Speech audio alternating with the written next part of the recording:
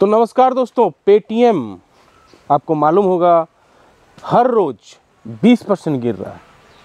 उसके शेयर 2 दिनों से रेगुलर 20% तक की गिरावट हो रही है।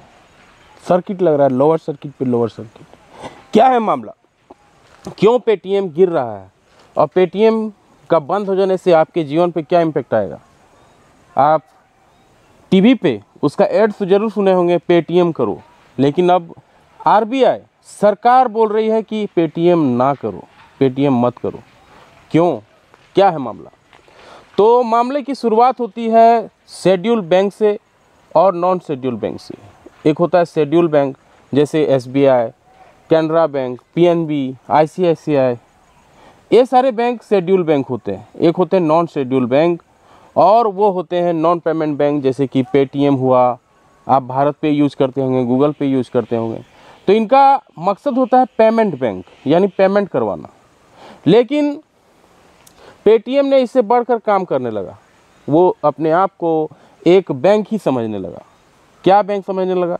वो डिपॉजिट लेने लगा, वो लोन देने लगा और वो सारे काम करने लगा जो एक बैंक करता है। म्यूचुअल फंड बेचने लगा, इंश्योरेंस बेचने लगा। तो सरकार ने उस पर ऑडिट करना चालू किया। सरकार यानी आरबीआई ने ऑडिट करना चालू किया और ऑडिट पे ये देखा गया कि उस पर बहुत ही ज़्यादा फॉल्ट्स निकल रहे हैं, बहुत ही ज़्यादा कंप्लायंस निकल रहे हैं।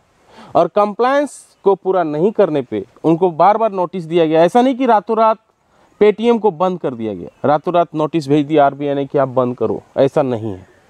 इनके पास करीब करीब 25 से 30 बार नोटिस आए कि आप अपना कंप्लायंस ठीक करो, लेकिन ये कंप्लायंस ठीक नहीं कर पाए क्योंकि इसके पास डाटाबेस काफ़ी बड़ा है और एक पॉसिबल नहीं है कि कंप्लायंस को ये बैंक की तरह या किसी ऑर्गेनाइजेशन की तरह जो चारों तरफ से छाए हुए हैं, इसके पास उतना स्टाफ भी नहीं है, कंप्लायंस को ठीक कर पाए।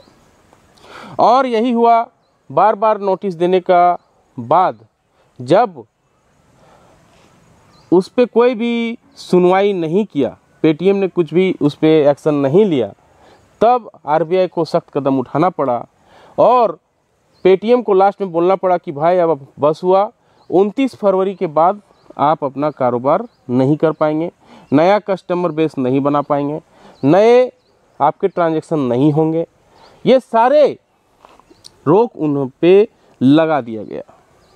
तो पेटीएम आप समझ में आ गया होगा कि शेड्यूल बैंक की तरह ही काम करने लगा, एसबीआई की तरह काम करने लगा, आईसीआईसीआई बैंक की तरह काम करने लगा, एचडीएफसी बैंक की तरह पेटीएम काम करने लगा। इन्होंने सोचा कि भाई हम क्यों ना बैंक ही बन जाए। बैंक का काम होता है लोन देना और ये लोन भी देने लगे। बैंक का काम होता है डिपॉजिट लेना, ये डिपॉजिट भी लेने लगे, म्यूचुअल फंड बेचने लगे, इंश्योरेंस बेचने लगे, ए टू जेड सारा काम करने लगे। तो जब आरबीआई ने देखा कि ये तो बहुत आगे बढ़ रहा है, जबकि इसके पास लाइसेंस है मात्र पेमेंट बैंक का, यानी 1 लाख तक का ही लोन देने का, 1 लाख तक से नीचे का ही सब कुछ करने का, लेकिन ये बहुत आगे बढ़ रहे थे। और ये सारा रीज़न रहा जो पेटीएम आज बंद होने के कगार पे है। अब स्टार्ट होता है इसका, जब आईपीओ आया तो आईपीओ का बहुत बड़ा हाइप क्रिएट किया कि पेटीएम का आईपीओ है, बहुत बढ़ेगा, लेकिन ऐसा कुछ हुआ नहीं। पेटीएम का आईपीओ ने कुछ भी कमाल नहीं कर पाया और जो अपने इशू प्राइस थे उससे नीचे ही ट्रेड होने लगा, नीचे ही खुला और नीचे ही ट्रेड होने लगा। और ये अभी तक नीचे ही, अब तो खैर 20% का लोअर सर्किट ही लग रहा है, तो अब कुछ बात भी नहीं है। क्यों गिर रहा है? अब क्योंकि अब कोई बिजनेस ही नहीं रहेगा। तो अब वो बिजनेस अगर नहीं रहेगा तो उस शेयर का क्या मकसद हो जाएगा, क्या मतलब हो जाएगा? तो गिरना लाजमी है। लोग उसको बेच रहे हैं, लोअर सर्किट पे लोअर सर्किट लग रहा है। यही रीज़न है कि डेली पेटीएम का शेयर गिर रहा है। तो हमने बताया कि आपको क्यों बंद हो रहा है, क्योंकि लाइसेंस के बिना ये काम कर रहे थे और ये बैंक अपने आप को ही बैंक समझने लगे थे। इस पे बहुत सारे लिटिगेशन आए बीच में। 2021 के आसपास इनके पास एक लिटिगेशन और आया और मामला आया जो आपको नेट पे मिल जाएगा। इनके जो इन्वेस्टर थे, फॉरेन इन्वेस्टर चीन के, सबसे बड़े कंपनी है चीन के, आप जानते होंगे अलीबाबा। अलीबाबा का एक फाइनेंस विंग है जो फाइनेंस पे काम करती है और उसका नाम है एंट फाइनेंस, ANT, एंट फाइनेंस। अब ये इस पे स्टेक लिए थे 10% का, और जब इन्होंने अपना ये तो स्टेक पहले लिए थे, और जब इन्हें लिस्टिंग हुआ कुछ दिनों देखे ये कि प्रॉफिट इनका चल ही रहा है, क्योंकि लिस्टिंग से पहले से प्रॉफिट ही होगा, क्योंकि ये सीड इन्वेस्टर थे। अब सीड इन्वेस्टर क्या होता है, हमने पहले भी बताया है कि जो पहले इन्वेस्ट करते हैं बिजनेस से पहले, उसे सीड इन्वेस्टर कहा जाता है। तो अलीबाबा के विंग ने 10% स्टेक लगाया था, जो वो भी बेच के निकल गए। तो मामला शुरू से ही इनका जो है गड़बड़ रहा। इस पे ये भी आरोप लगे कि ये चीन को डाटा सप्लाई करते हैं, जो इंडिया का जो डाटा है वो चीन को सप्लाई करते हैं, चीन को बेच देते हैं।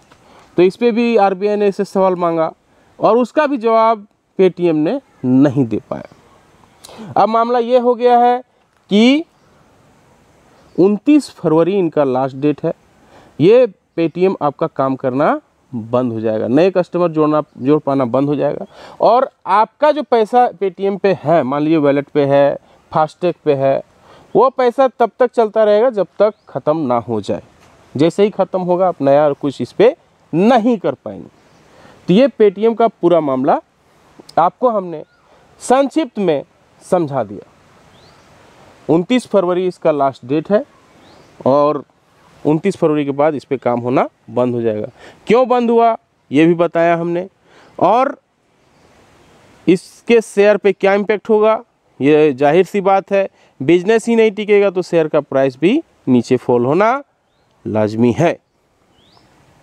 तो कैसा लगा ये जानकारी, लाइक से सब्सक्राइब कमेंट करके जरूर अपना राय रखें।